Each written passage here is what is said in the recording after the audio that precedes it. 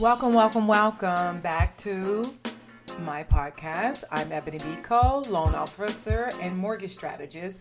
And today we are going to talk about foreign nationals and international investors who want to buy, invest, and grow when it comes to their real estate portfolios here in the U.S.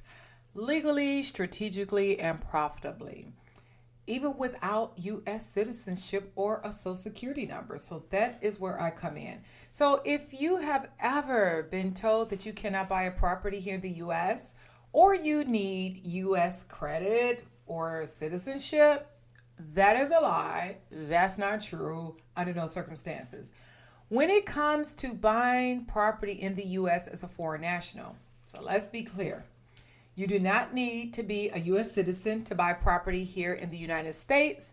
You do not need a visa, social security number, or even U.S. credit.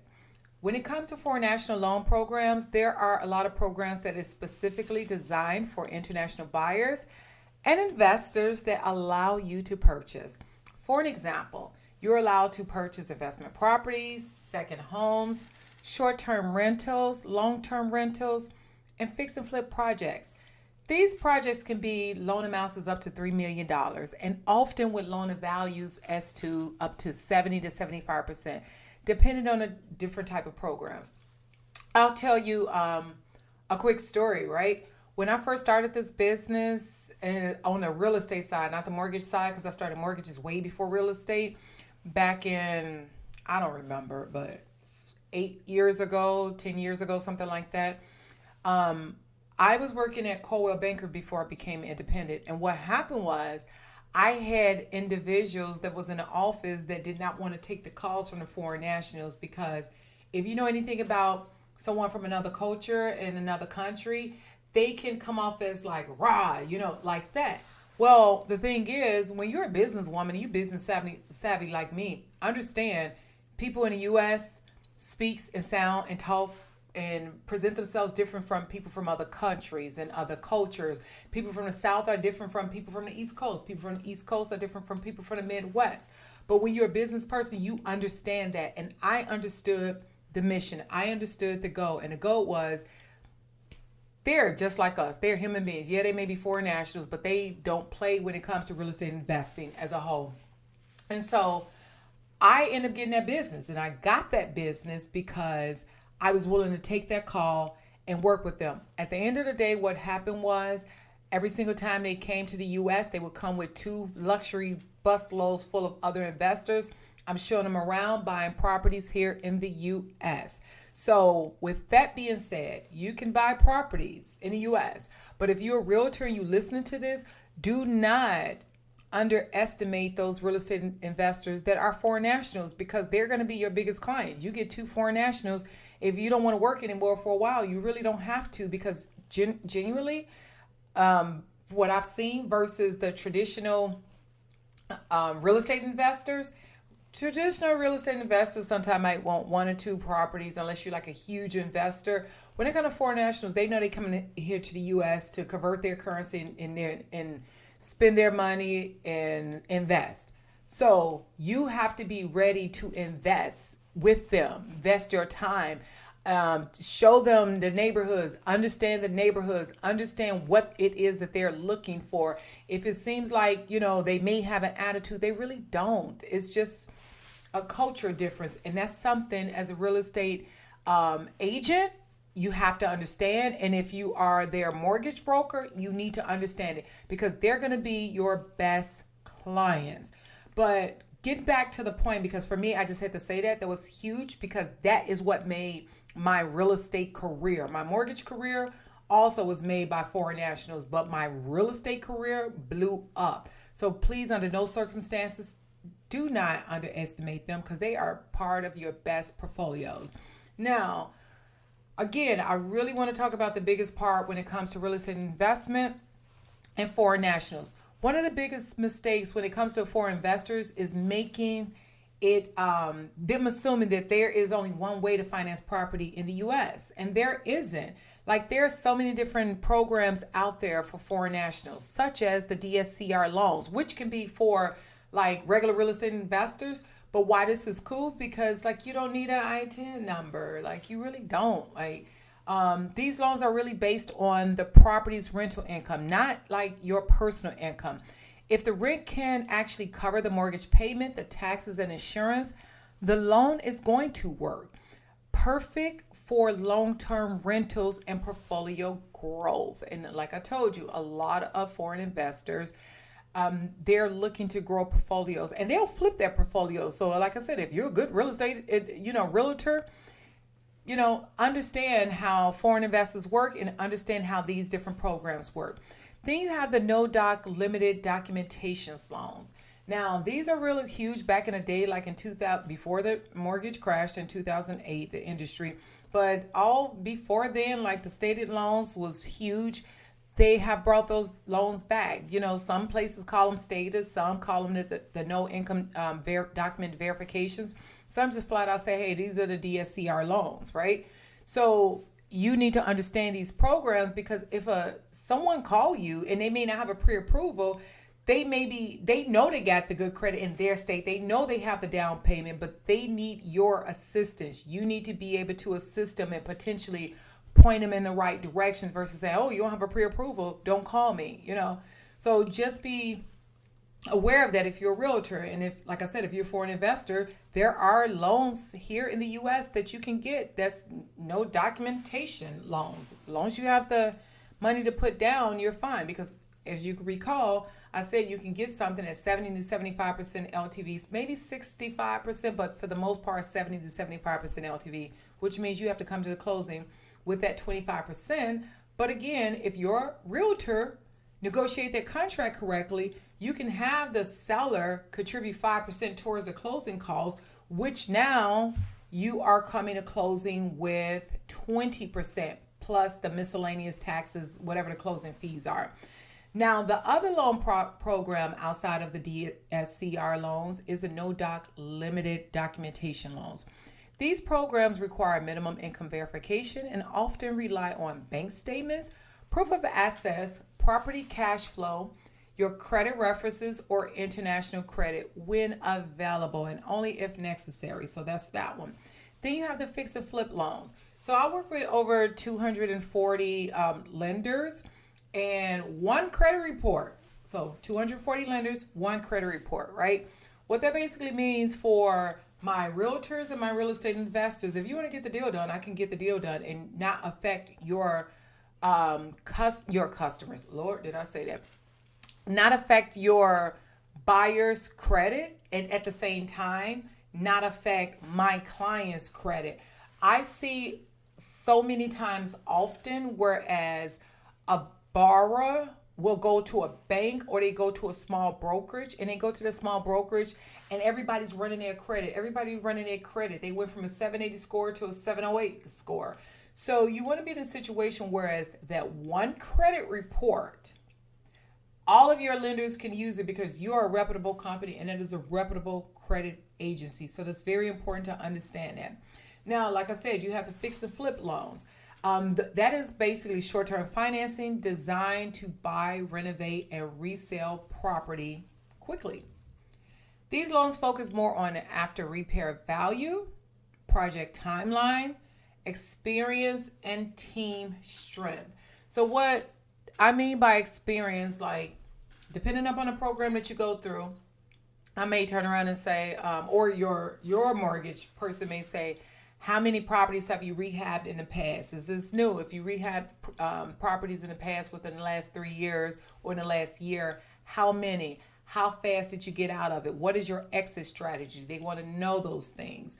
So if you're doing a fix and flip, the difference with that is sometimes depending upon the lender, they want you to be experienced. But again, if you're working with a mortgage broker like me, or any keyword is broker, mortgage broker, they're going to tell you in the door which companies can they should, let me correct that. They should be able to tell you in the door which companies can potentially do the deal without having to submit your stuff all over the place. They should have already just, get it rated out, get it, get the terms based upon your scenario, your situation. Hey, Joe is a foreign national.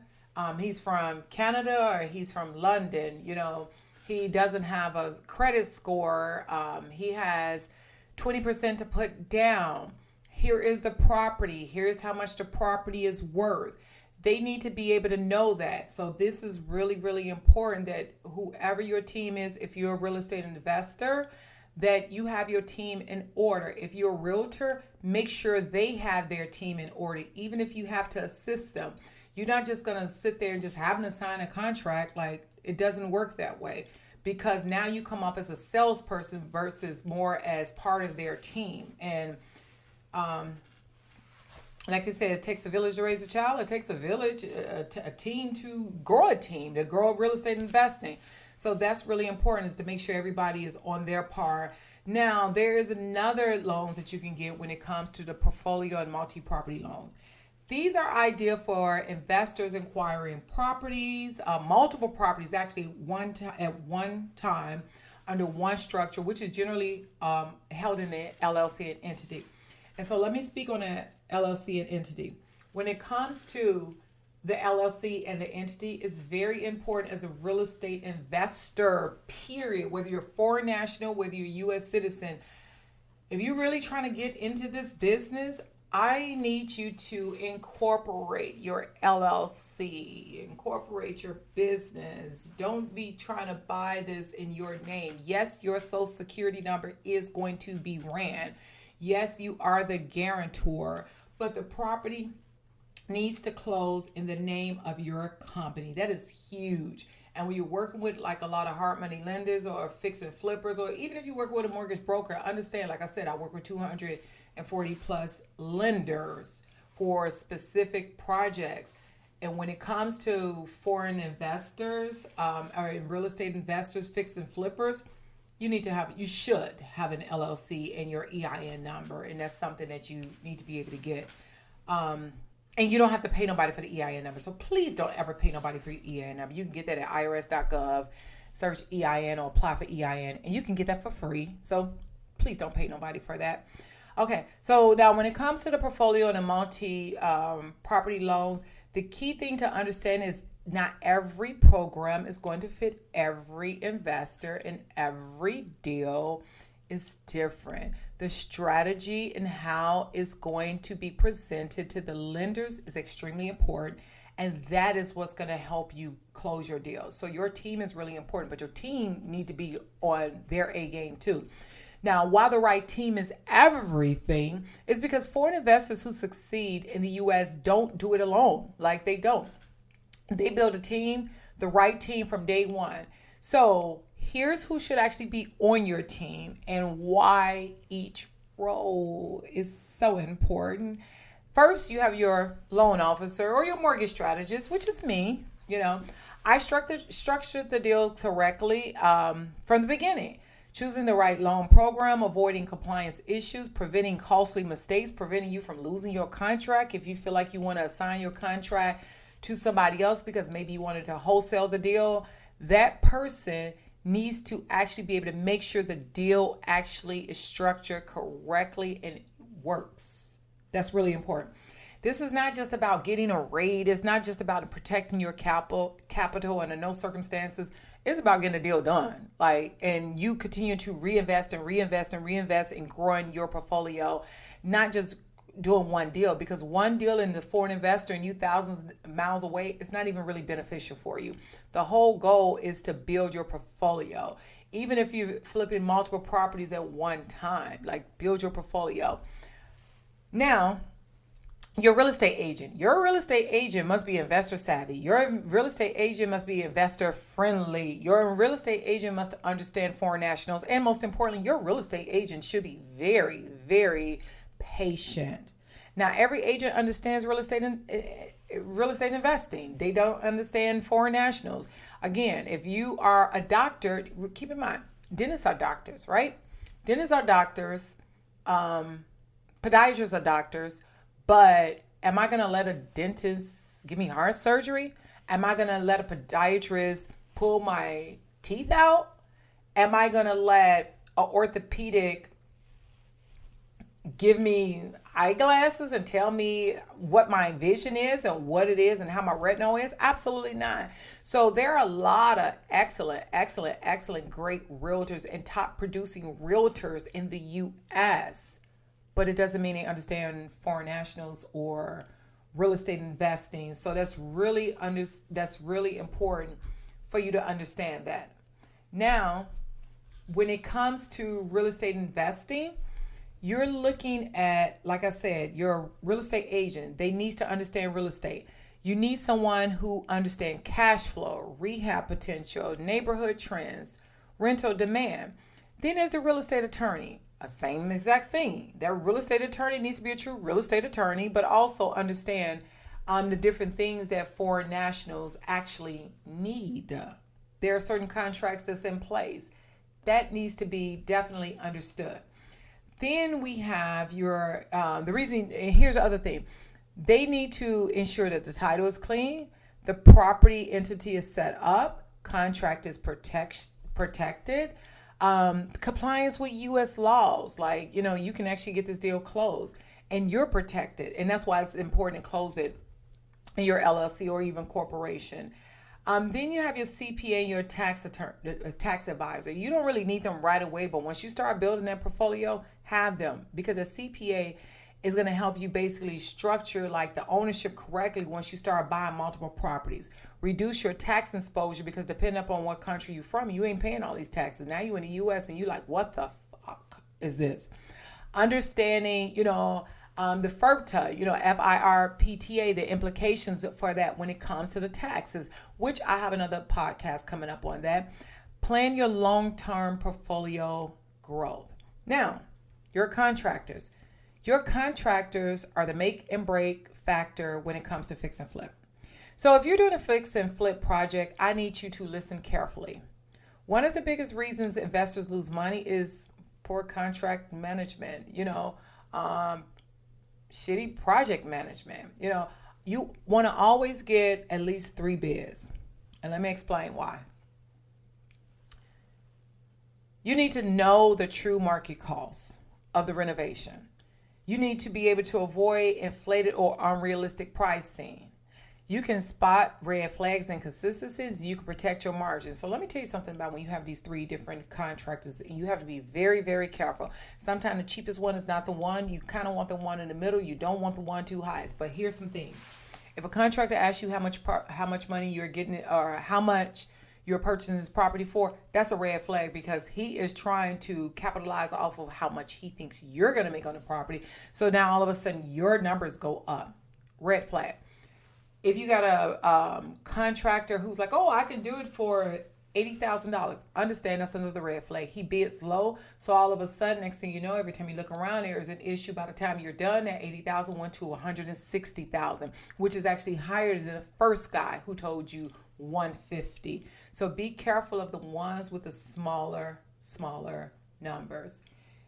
In addition to that, when you're being careful with the ones with the smaller numbers, it's really highly important just to understand that when you're doing this contract for these real estate contractors, you're actually saying to them, hey, let me give you a contingency date. If you're done with this in 6 months, you can get a bonus. If you take 8 months and you told me 6 months, I'm going to start subtracting the number. Because sometimes these contractors will start, doing things to inflate, because they know you only pay $80,000 for the property, and they're like, wait, I was going to charge them $100,000, but this property is worth $700,000, and they'll ask you how much the property is worth. Now all of a sudden that $80,000 or $100,000 went to $280,000. No, don't tell them how much you pay for the property. Don't tell them how much it's worth. If they don't know how to look it up, that ain't your business, and that's not your responsibility, because those numbers should not rely under no circumstances on what you paid and how you was able to negotiate the deal. Now, why contractors matters to the lenders? They look at the scope of work, the timeline, the budget, being realistic. If your numbers really don't make sense, the deal will fall apart. So it's very important that you make sure that contractor is solid. They keep the project on schedule. They prevent cost overturns, projects your actual ARV, meaning after rehab value, and ensures a profitable exit. Now, when it comes to how foreign investors scale real estate portfolios in the U.S., smart investors don't just buy one property. They actually build systems. They build a huge portfolio and they build a team. And if you're a realtor and if you're an attorney, you're a contractor and you're good, they're going to keep you and they're going to keep building. And if they see they're making money, they're going to keep building. What this means is using DSCR loans for long-term rentals, recycling capital through fix and flip projects, leveraging equity instead of tying up all of their money, working with the lenders who understand foreign nationals, somebody like me, but even if it's not me, honestly, another mortgage broker, right? The goal is just not ownership. It's like all about like scalability and, just being able to sustainability. Now, if you're a foreign investor, a foreign national, international investor, and you're so serious about building wealth in the U.S. real estate, give me a call. Like, if I cannot do the deal, I will refer you to someone. I am actually licensed only, I ain't gonna say only because I do have a lot of license, but Alabama, Arkansas, Florida, Georgia, Kentucky, Minnesota. I'm not licensed in Minnesota. Michigan, Missouri, Virginia. I'm licensed in 10 states and actually California. So I say that to say to you, under no circumstances, if I cannot get that deal done, I will refer you to the right person who understands foreign national real estate investment and DSCR loans. And even if, this is really important, even if you don't even use any of those people, you just say, I want to do this on my own. It's cool too. Maybe you're going through a wholesaler. But it's important to be very knowledgeable when it comes to knowing what you can get here in the U.S. It's important to build the right team, choose the right loan program to know what's out there, structure these deals properly from day one. Stop guessing, start strategizing. You can always call me directly, send me a text message or call my office, 312-392-0664, and visit me on homeloansnetwork.com, or my link tree is Home Loans Network. I work with a lot of real estate investors across multiple states, especially specialized in foreign national financing, whether it's the DSCR loans, fix and flips, and portfolio strategies. So for me, like I said, it's really, really, really important that you build your team. And again, it don't have to be me. I love sharing information. I don't care who you use, but I care that you are knowledgeable. So make sure that you tune in to my YouTube every Wednesday for live Wednesdays and questions.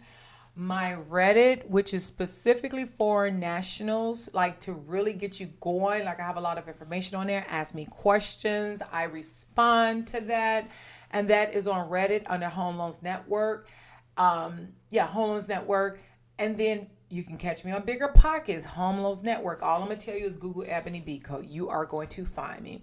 So thank you for tuning in to this podcast and video. And I look forward to answering any further questions in the future when it comes to my real estate investors. Bye-bye.